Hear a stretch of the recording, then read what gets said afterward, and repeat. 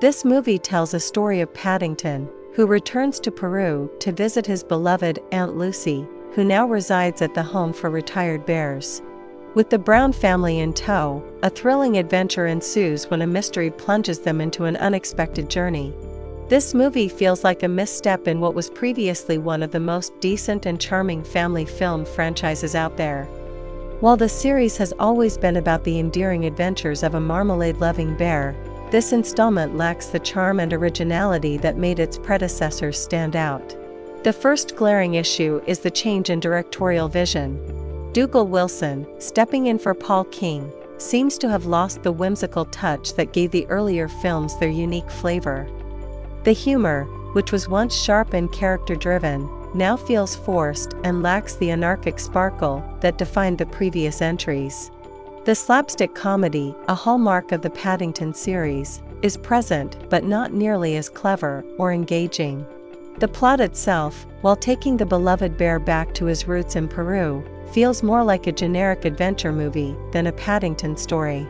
It feels like the movie threw a dart at a board labeled cliches and decided to run with whatever it hit.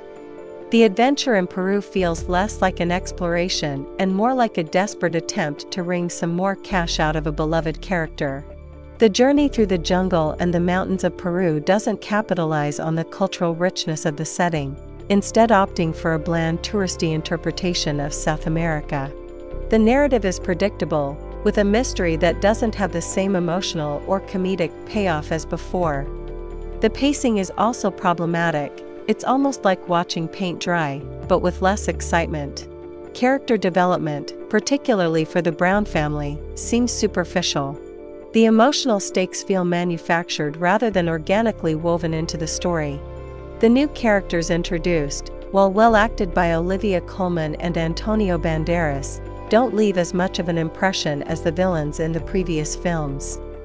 The absence of Sally Hawkins as Mrs. Brown is noticeable, with Emily Mortimer's portrayal feeling like a pale imitation of the warmth and humor Hawkins brought to the role.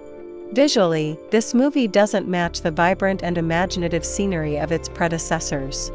The film relies heavily on CGI, and while the effects are competent, they lack the practical magic that made the first two films so endearing. The setting of Peru feels like a backdrop rather than an integral part of the story, missing the opportunity to deepen the cultural context of Paddington's origins. Overall, this movie is a disappointment. It fails to live up to the decent standards set by its predecessors.